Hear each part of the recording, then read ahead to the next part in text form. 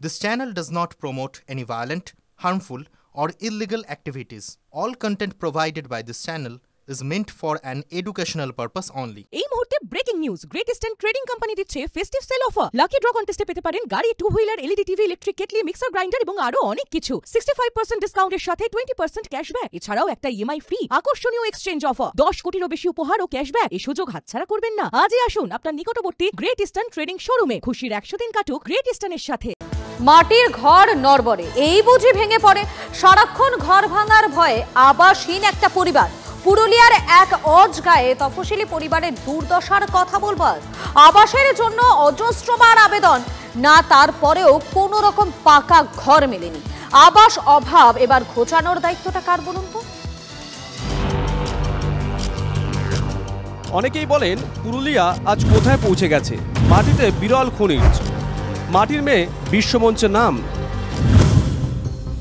আবার সেই জেলেরই এক পরিবার আবাসের বাড়ি চেয়ে না পাওয়া, শেষমেশ ক্লাস 9-এ পড়া মেয়েকে নিয়ে গ্রামের স্কুলের পাশে দিন কাটাতে বাধ্য হতে হয়। হয়েছিলাম আজ অনেকদিন থেকে ঘরটা ছিলাম, একদম পড়ে ভেটে পড়ছে। তাহলে তখন আমরা বললাম যে আমাদের একটু কোনো ব্যবস্থা করো, নাহলে জাকা নিয়ে কোনদিন মরে যাবো। আমি তিনটা বাচ্চা নিয়ে থাকি, লোকের বাড়িতে কাজ করি, ঘর কামও করবার ক্ষমতা আমার নাই। তাহলে সেই বল তাড়াতাড়ি ব্যবস্থা করলে ভালো হতো। আবাসের ঘর পায়নি তপশিলি পরিবারটি, তবে স্থানীয় প্রশাসন উত্তরাকে আপাতত স্কুলের একপাশে থাকতে দিয়েছে। এই হচ্ছে উত্তরা নামাতার বাড়ি, বর্তমানে যা ভগ্ন দশায় রয়েছে। আমরা দেখতে পাচ্ছি এই যে দেওয়াল, এই দেওয়াল ফেটে ভেঙে পড়েছে।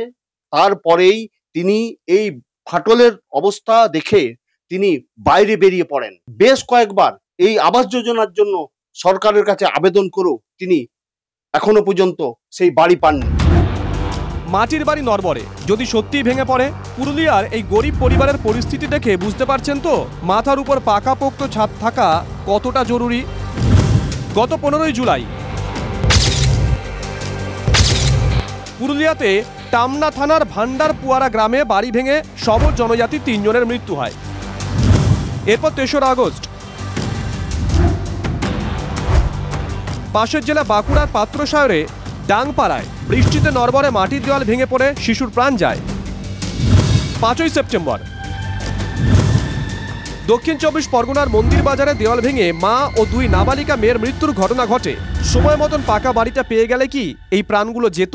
উনি অ্যাপ্লিকেশন করেছেন, আমরা যথারীতি ব্লক প্রশাসনকে সেটা আমরা পাঠিয়েছি। ব্লক প্রশাসন এবং পঞ্চায়েতের উদ্যোগে যতটুকু উনাকে আমরা যথারীতি সাহায্য করতে পারি বাড়ি মেরামতের জন্য, তাহলে আমরাও নিজেকে ধন্য মনে করি। ওনার নাম কি তালিকায় আছে? হ্যাঁ, আবাস তালিকায় ওনার নাম আছে। আমরা চাই যত তাড়াতাড়ি যত শীঘ্র উনি উনার বাড়িতে ফিরে যান। উপপ্রধান বলছেন এবার হয়ে যাবে, হয় এবার নয় নেভার।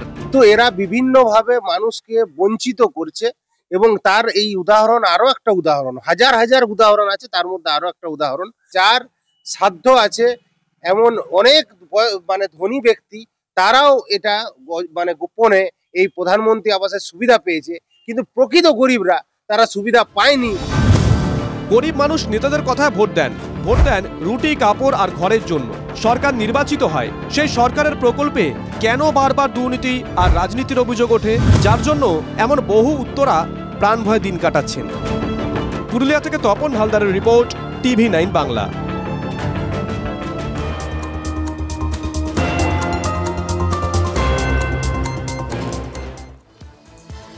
বীরভূমের পাথর খাদানে ভয়াবহ ধস, 6 শ্রমিকের মৃত্যু। বিস্তারিত জানবো, আমাদের প্রতিনিধি হিমাদ্রি রয়েছেন। হিমাদ্রি, এই মুহূর্তে কি পরিস্থিতি সেখানে? একেবারেই প্রথমে 5 জন, পরে মৃত্যুর সংখ্যা আরো 1 জন বাড়ে এবং 6 জনের মৃত্যু হয়। গতকাল দুপুরবেলা ঘটে এই ঘটনাটি। অবৈধ পাথর খাদান এবং সেই পাথর খাদানে কাজ করার সময় শ্রমিকরা যখন কাজ করছিল, উপর থেকে বড় পাথরের চাই তাদের উপর পড়ে এবং 6 জনের মৃত্যু হয়। বেশ কয়েকজন আহত রয়েছে, তাদেরকে রামপুরহাট এবং বর্ধমান মেডিকেল কলেজে ভর্তি করা হয়েছে। প্রশ্ন উঠছে অবৈধভাবে কিভাবে এই পাথর খাদান চলছিল, সেই নিয়ে তেমন তদন্ত করছে পুলিশ। পাশাপাশি রামপুরহাট হাসপাতালে কিন্তু এসে উপস্থিত হয়েছে যারা মারা গেছে তার আত্মীয় পরিজনেরা। আজ মৃতদেহগুলিকে সৎকারের জন্য তাদের নিজের বাড়িতে নিয়ে যাওয়া হবে। এবং একেবারে ধন্যবাদ হিমাদ্রি। নলহাটিতে পাথর খাদানে ধসে চাপা পড়ে মৃত্যু হয়েছে 6 শ্রমিকের। এই ঘটনায় এনআইএ তদন্তের দাবি জানিয়েছেন বিরোধী দলনেতা শুভেন্দু অধিকারী। পাথর খাদানে অবৈধ প্রাণঘাতী বিস্ফোরক সামগ্রী ব্যবহারের অভিযোগ বিরোধী দলনেতার। প্রশাসনের বিরুদ্ধে গাফিলতির অভিযোগও তুলেছেন বিরোধী দলনেতা।